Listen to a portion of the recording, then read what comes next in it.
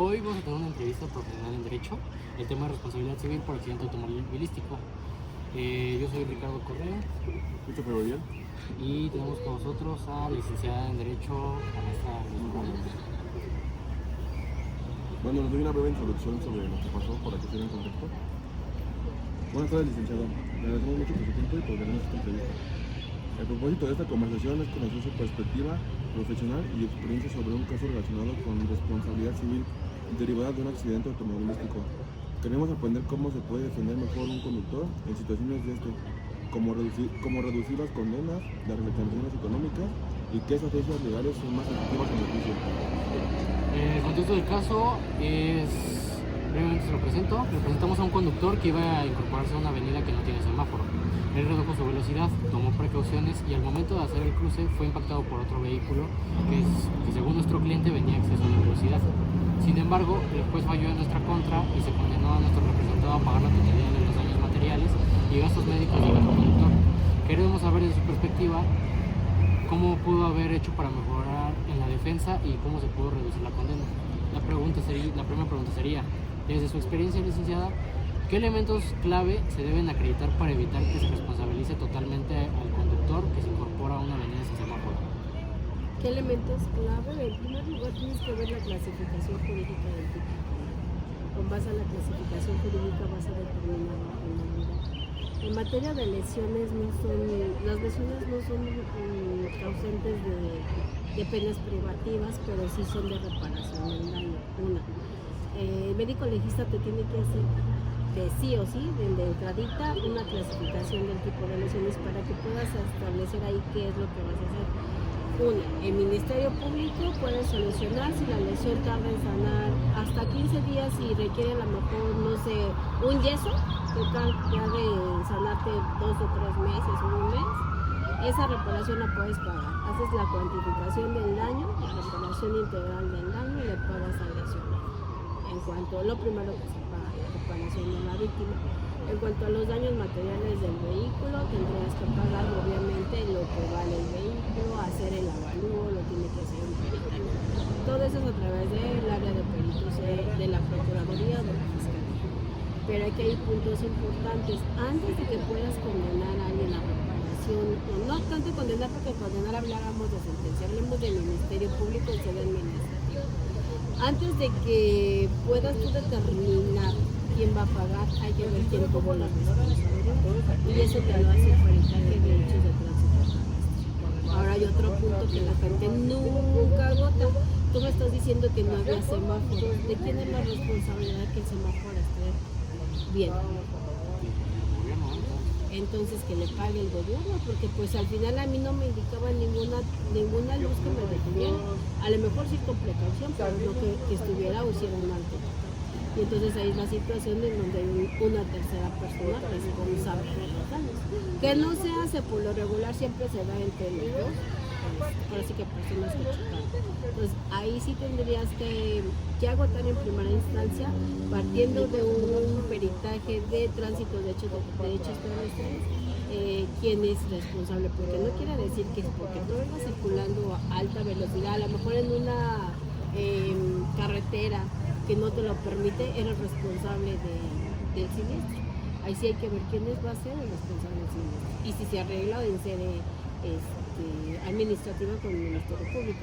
No será así, porque a lo mejor la lesión está muy grave, son de las que ponen ya en riesgo la vida, pues ya hablamos de otro tipo penal, y entonces eso se va propiamente judicializado con un detenido, las 36 horas, las 48 horas del Ministerio Público, y lo pasan a sede jurisdiccional, y ahí entonces en la audiencia de control ya llevas una clasificación jurídica. Entonces la clasificación jurídica, pues el tipo penal que cometiste, más si hay agravantes o hay atenuantes, porque no es lo mismo sancionar a un conductor privado que a un conductor del sector público, las sanciones son más severas. Entonces todo eso tienes que tener bien estructurado para que así puedas determinar qué condena o qué sanción le corresponde. Bueno, le doy la segunda pregunta. ¿Qué tipo de pruebas consideran indispensables para defender a una persona demandada por daños y perjuicios en un choque automovilístico? La primera es que me acrediten que yo tuve la culpa, un peritaje Puede ser que sea un peritaje interno de la fiscalía o puede ser que tú ya hoy por hoy como abogado de defensa solicites un peritaje privado. Entonces el perito haga toda una reconstrucción de los hechos y se vea de quién es realmente la responsabilidad. Ahí, ¿por qué? Porque acuérdate que el tipo penal debes de acreditar como artículo 6 del Código Penal del Estado de México la responsabilidad.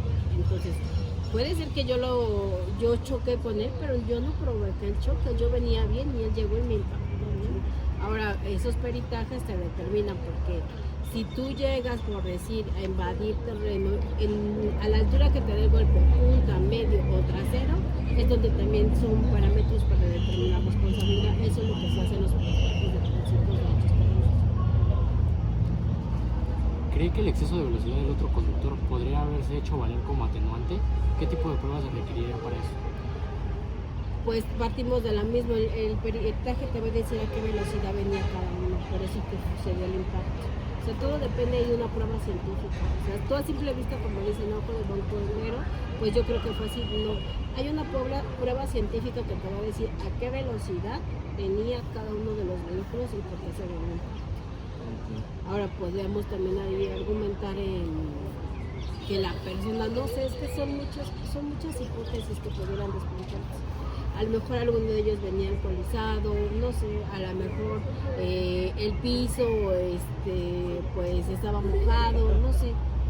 Para defender y bajar penalidad, yo primero empezaría porque me acrediten cuál es el tipo penal y de ahí entonces ver qué es lo que podría hacer yo para bajar la penalidad. En tu caso, ¿qué tan determinante es el peritaje de tránsito o mecánico en este tipo de juicios? ¿Podría haber hecho la diferencia un buen perito en nuestro caso? Claro, aquí es importante. Es como cuando hablamos de una negligencia médica, pues necesitas un perito en la materia. Un fraude en contabilidad, pues necesitas un perito en la materia. Nosotros somos abogados, pero no quiere decir que sea médico o que sea perito. Entonces, las áreas auxiliares que nosotros tenemos en esta carrera es la gente especializada en determinada materia para que me porque nadie sabe. Ni es más, ni las personas que se impactaron tienen ni idea de cómo pudo pasar el impacto. Entonces, a lo mejor yo sí me pasé el alto y dije, ching, ¿no? Me pasé el alto y tenía que chocar. Pero si vienes en una carretera que a lo mejor ni es de noche, ni se ve y cosas así, pues ni sabes qué pasó. Entonces, sí necesitas, y para eso están todo el área de servicios policiales que tiene la Procuraduría y que también hay privados para que tú puedas acreditar científicamente que es un ADN. Tú te puedes parecer a él, pero no son hermanos. ¿Qué es lo que va a decir de quién eres hijo? Pues una prueba científica. ¿Cuál es? Una química en ADN para que digas si es o no eres hijo de fulano. Entonces, aquí es importante, yo creo que en la gran mayoría de los asuntos, que sí tengas un auxilio de alguna, son disciplinas auxiliares científicas que lo puedan determinar en un momento dado, no son exactas, pero sí son orientadoras. En su experiencia, ¿qué argumentos jurídicos podrían ayudar a reducir los montos reclamados por daños materiales o físicos, aunque haya responsabilidad parcial del conductor? Reducir los montos, pues acuérdate que hay un principio de proporcionalidad, aunque no se aplica mucho en materia penal, pero sí está a rango constitucional. Yo me voy a obligar a la medida que tenga mis ingresos. Pues yo no te puedo pagar $1 millón porque pues ni los tengo, ni en la vida los voy a aplicar. En lo que es la reparación del daño civil, en una responsabilidad civil o en una indemnización en materia civil, sí se toma mucho en cuenta la capacidad económica de quien lo va a hacer. Y eso te toca a ti acreditarlo como abogado. ¿Por qué? Si no me permiten pagar a mí como jornalero 2 salarios mínimos de multa diarios, pues tampoco voy a poder pagar una cantidad tan grande. El caso más millonario de pago de reparación del daño fue como de 300 millones de pesos, que les condenaron a una cadena hotelera de la Hillary Clinton, no, de los Clinton, de esas chamacas que son bien raras. Paris Hilton, de los hoteles Hilton, así se llaman. Es una cadena de hoteles a nivel mundial, los Hilton. Y ese hotel tuvo una problemática en los que están allá en Cancún, donde el lago artificial corría por abajo del lago los conductos eléctricos de varias áreas técnicas. Entonces se rompe uno y se cae un chico como de unos 19, 20 años y se muere electrocutado. Nadie lo sacó. Y entonces en condena, la Suprema Corte de Justicia los condena a pagar esa cantidad porque ellos sí tienen para pagar esa cantidad. Y entonces ahora, para que yo te pueda pagar una cantidad tan grande, tengo que hacer le llamamos test de proporcionalidad. ¿Qué dejo de ganar? Bueno, pues yo dejé daño moral, yo dejé de ganar la graduación de mi hijo, la mamá, los nietos, una vida futura. O sea, ya se puede cuantificar todo eso, pero hay que hacer todo ese test, por así de proporcionalidad, para que se pueda lograr un pago tan grande. Es de las sentencias que han sido relevantes porque se logró un pago muy, muy elevado por lo que es indemnización, pero al final sí se tomó mucho en cuenta la capacidad económica del imputado o del responsable. ¿Usted considera viable en esos casos buscar un acuerdo conciliatorio antes o durante el juicio? ¿En qué momento lo considera más oportuno? Los acuerdos no son acuerdos conciliatorios. En materia penal tenemos soluciones alternas. Una es un acuerdo reparatorio. El acuerdo reparatorio lo puedo tener desde la sede administrativa, que es el Ministerio Público, hasta antes de que se dicte el auto para apertura a juicio oral. ¿Cuál es la finalidad de estos medios alternos? Que no todo llegue a juicio. En el caso de esto de las lesiones, pues si lo que estás buscando es la reparación económica, no te vas a juicio. ¿Para qué te tardas 1 o 2 años en juicio si al final no sabes si te van a condenar o no?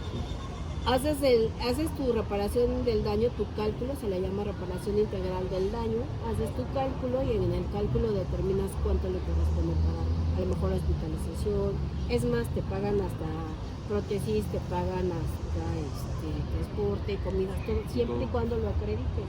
Por eso se llama integral, reparación integral.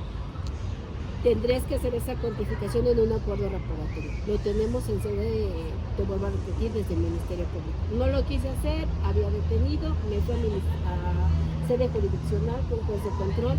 Ahí tengo también el acuerdo reparatorio o la suspensión condicional del proceso. ¿Qué es la suspensión condicional del proceso? El imputado ya vinculado, más bien dicho, vinculado al proceso, dice, bueno, voy a realizar ciertas condiciones, irme a terapia, no manejar por un año, si iba alcoholizado a, Alcohólicos Anónimos, no voy a salir de mi casa, lo máximo son 2 años. Ahí el juez va a determinar si te la deja por 8 meses, 9 meses o hasta los 2 años. Cuando él cumple todas esas condiciones, regresas a una revisión de esas condiciones de la suspensión condicional del proceso, y si él las cumplió, entonces se da un sobreseimiento. ¿Qué es un sobreseimiento? Se extingue la acción penal porque la pagó. Entre ellas, lo principal es que este proceso trae un acuerdo reparatorio. El acuerdo reparatorio tiene que contemplar qué le vas a pagar a la víctima, le vas a pagar sus lesiones, a lo mejor que dejó de trabajar porque era un comerciante, o sea, tiene que estar todo eso, por eso es integral. Si el vinculado proceso está de acuerdo en pagar, no sé, los 70, 80 mil, 120 mil y lo paga, se cumplen las condiciones que pone el Ministerio Público de acuerdo al Código Nacional, en el 155, que las que él haya hecho de presentación periódica, económicas, las que haya establecido, las cumple en un periodo de 1 año. Al año se señala una audiencia de revisión, él ya tuvo que haber hecho el pago, y el pago ahí lo puedes hacer en una sola exhibición o pagos diferidos. Si tú aceptas pagar, vamos a poner un ejemplo, voy a pagar 80 mil pesos. Lo puedo hacer en una sola exhibición, lo pagas en la audiencia o lo pagas no sé, en 2 meses, exhibes en 2 meses y así sucesivamente. Es lo que se está utilizando ahorita como solución al pago. Y como terminación anticipada, pues el procedimiento abreviado. Si tú sabes que tu cliente pues sí lo hizo y que se va a acreditar en un juicio, pues mejor reducirle la condena a 3/4 partes de lo que tocaba y entonces que admita su responsabilidad en el procedimiento abreviado. Eso es lo que podría hacer. El acuerdo reparatorio, pero digo, lo puedes hacer tanto desde sede administrativa con MP como sede jurisdiccional con juez de control.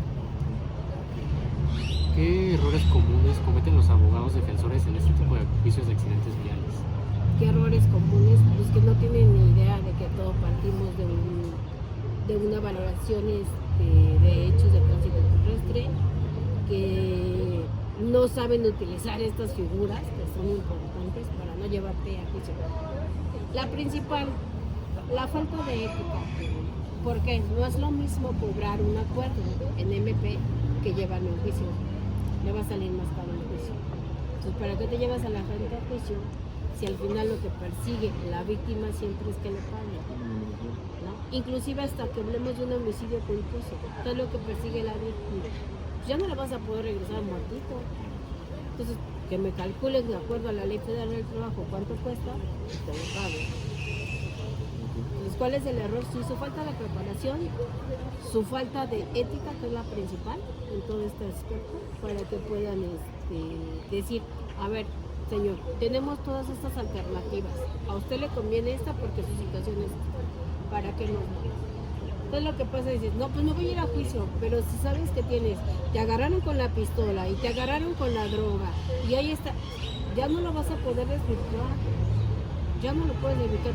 ¿Qué te va a hacer una condena de 12, 15 años si la puedes reducir a lo mejor a 3 años en un abreviado? ¿No? Porque también hay que ver que el tipo penal me dé para abreviado y que el tipo penal me dé para suspensión condicional del proceso. Por eso es importante que la gente, los abogados ahorita, y más los que están en materia penal, sepan manejar todas estas herramientas que nos da este nuevo sistema. Y ya para terminar, licenciada, cuando la parte actuara presenta dictámenes médicos o mecánicos, ¿existen formas de impulsarlos o contradecirlos eficazmente? Sí, ¿Y qué claro. opina del que choca paga? El que choca paga, pues es una regla muy básica, al final no es un principio general del derecho, vámonos desde ahí. El que choca paga no. Aquí acuérdense que está ese peritaje y hay que determinar quién tiene la responsabilidad. ¿Cómo los puedes desvirtuar? Pues sí, a ver, tienes que tener un documento que te ayude a vencer ese documento o a dejarlo inválido. ¿Cuál es? Una nueva pericial. Porque me pueden traer una pericial y me la pueden traer muy elevada, ¿sí? Pero si yo meto otra pericial, vamos a tener que tener un tercero en discordia. Y vamos a ver cuál es realmente la situación. Ahora, vámonos por la negligencia médica, porque a lo mejor es una lesión que no te va a dejar secuela.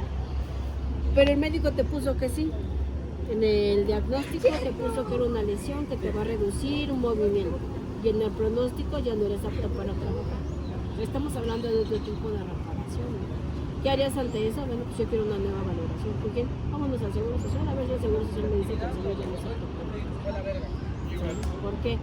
Porque lo que menos va a querer el Seguro Social es darte una pensión. Ajá. Si tú todavía estás 100%, no sé, funcional para seguir una carrera. Entonces sí tienes que tener mucha pericia, mucha estrategia y más colmillo que el otro. Porque al final te digo, aquí en cuestión de reparación, pues si tú solito llegas y ofreces, pues ya la regaste. Tienes que llegar, ver la situación jurídica de tu cliente y tienes que ver si es responsable. Si no es responsable, pues déjalo salir. No vamos a pagar nada si nosotros no somos responsables. Tendrá él que pagarme a mí los daños generados en mi persona o hasta en mi vehículo, ¿no? En mis bienes. Finalmente, si usted hubiera estado a cargo de esta defensa, ¿qué estrategias y acciones diferentes habría tomado para buscar un resultado más favorable? Si yo hubiera estado a cargo, yo hubiera empezado por eso, ver cómo se dio la situación. Hoy hay videos, hoy están las cámaras, hay que meter todo medio de prueba, revisarlo, puede ser. Hay algo bien importante en materia penal. Los actos de investigación no solamente son del Ministerio Público. Los actos de investigación son de la defensa y del asesor jurídico. Cualquiera los podemos hacer y los podemos meter como dato de prueba. Entonces, ¿qué harías? Actos de investigación, ir al lugar de los hechos, recabar los C4, pues, solicitarlos con un oficio y si no, ver si hay particulares que pudiesen tener cámaras y solicitarles a ellos las cámaras. ¿Para qué? Bueno, pues ya una vez yo viendo qué fue lo que pasó, entonces tendría que tratar una estrategia. Si me conviene llegar a un arreglo porque mi cliente tuvo la culpa, porque se va a desprender de una prueba científica, pues entonces hago el arreglo. Si yo veo que mi cliente no tiene la culpa, entonces no hago el arreglo, me espero a que lleguen los informes y que el dictamen del perito en hechos de tránsito terrestre determine quién tiene la culpa. Entonces sí es muy importante trabajarlo. Por eso es que les digo, las 48 horas no es para estar sentados, las 48 horas para trabajar. Y Y ahí para que puedas hasta modificar la clasificación jurídica de la persona.